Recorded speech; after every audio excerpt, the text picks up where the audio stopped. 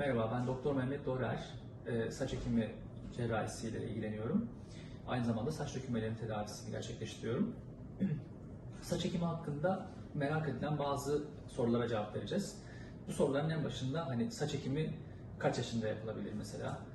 Bundan bahsedebilirim. Saç ekimi ihtiyaç halinde mutsuz bir hastaya 18-20 yaşlardan itibaren yapılabilir. Ve ciddi bir kronik sağlık problemi olmayan, yaş sınırı yok, yani ciddi bir sağlık problemi yoksa biz 80 yaşındaki bir hastaya da operasyon yapmıştık yani.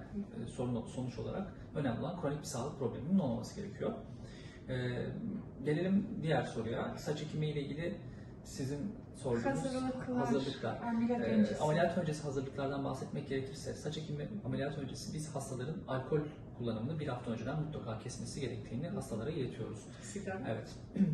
Bunun dışında sigara kullanımını ameliyat sonrası kesin yasaklıyoruz ama ameliyat öncesi öneriyoruz, kesmelerini tavsiye ediyoruz ama hastaların buna uyması çok kolay olmuyor, zor oluyor. Bu konuyu biliyorsunuz.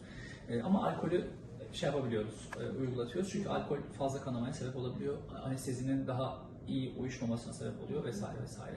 Bunun dışında kan sulandırıcı kullanan bir hastamız varsa kan sulandırıcı ilaçlarını doktor kontrolünde kesmesi gerekiyor operasyon öncesi ve operasyona uygunluğunu doktorundan bir konsültasyon alması gerekiyor. Çünkü kan sulandırıcı kullanan bir insan normal sıradan kullanmıyordur, mutlaka bir sebebi vardır gibi.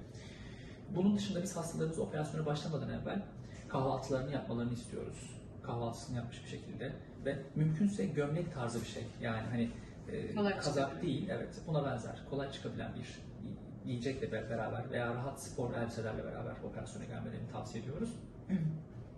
Ameliyat öncesi kabaca böyle, yani çok fazla bizim saç ekimi operasyonu lokal anestezi altında gerçekleştiği için böyle büyük bir hazırlık aşamasına ihtiyaç olmuyor, yani işin gerçeğini söylemek gerekirse. Yani normal cerrahilerde mesela bir gün önceden yemeği içmeyi kesiyorsun vesaire vesaire gibi değil. Bizde normal süreç devam ediyor. Sadece dikkat ettiğimiz birkaç trik nokta var. Başka soru var mı bu noktada? Bu noktada teşekkür ederiz. Rica Bir de ederim. saç ekimi için gelen yabancı hasta ne kadar Türkiye'de kalması gerekiyor? Tamam. Saç ekimi için gelen bir hasta operasyon öncesi bir gün işte burada kalıyor, testleri falan yapılıyor, kan tahlilleri yapılıyor. Biz öncelikle şunu da belirteyim, hepatit B, C, HIV gibi durumlar olsun, kronik sağlık problemleri olsun, geçirilmiş ameliyatlar olsun, bunlarla ilgili bir anamnez, bir bilgi sahibi olmamız gerekiyor hastayla ilgili önceden. Ve bununla ilgili de biz operasyon öncesi günlerde test yapıyoruz. Bu testlerle ilgili bir sorun yoksa hasta operasyona hazır demek oluyor. Gün sayısına gelirsek ilk gün hazırlık için test veriliyor. İkinci gün operasyon günü oluyor.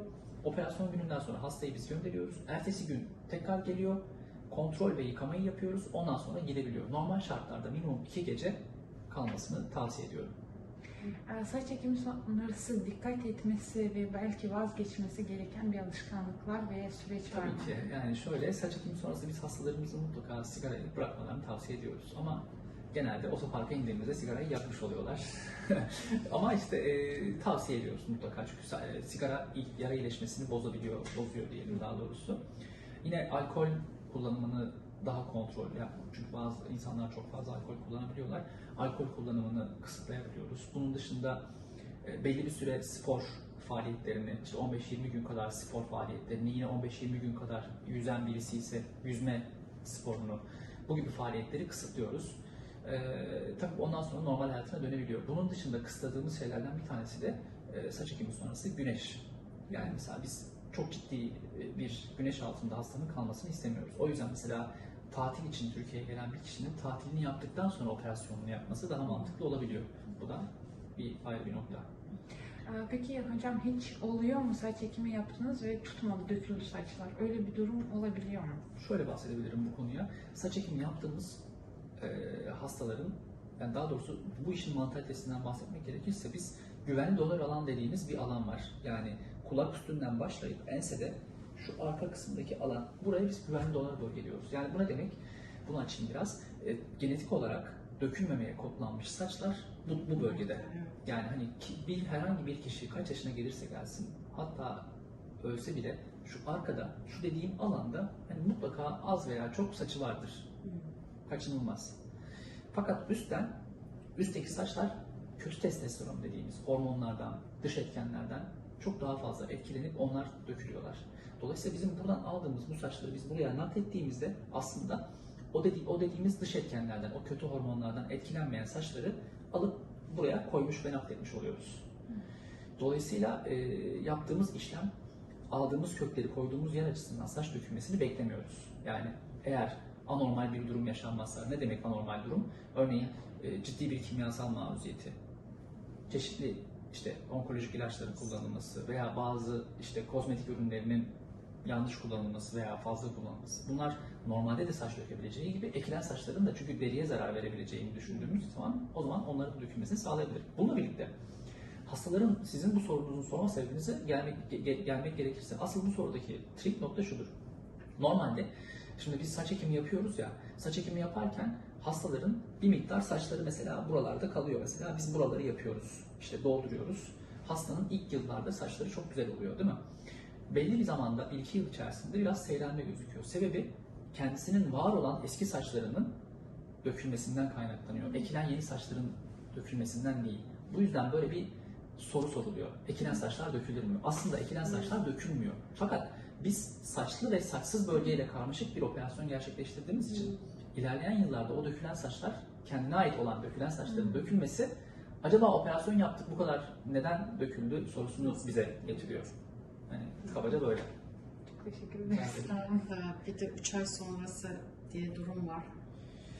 3 ay sonrasıyla ilgili tam olarak sorunuzu Yani alırsak saç ekildikten sonra 3 ay sonrası dökülmeye başlıyor. Sonra ne zaman çıkar?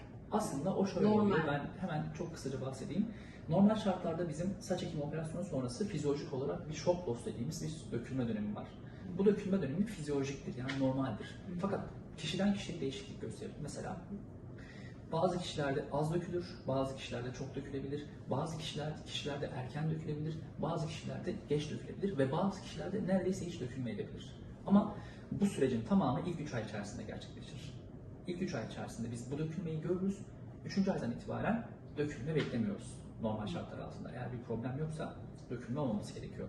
3. aydan itibaren saçların çıkma periyodu şu şekildedir. Biz 3. ayda hemen hemen %5 civarında bir saç bekliyoruz. 4. ayda %10 gibi, 6. ayda %40 seviyesine ulaşıyor yeni saçların çıkması.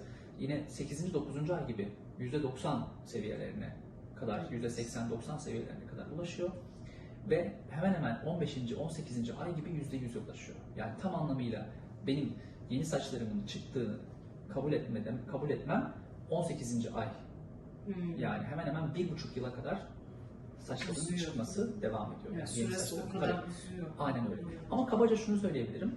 Saç ektiren bir kişinin sonuçlarını 8. 9. ay gibi iyi bir şekilde görebiliriz. Ha. Kabaca. Anladım. Ama tabii ki daha üstüne eklenir yani. Anladım. Peki bu kadar sorularımız. Rica Teşekkür ederim. ederiz. Ne demek? Yine inşallah görüşmek üzere. Tabii ki rica ederim.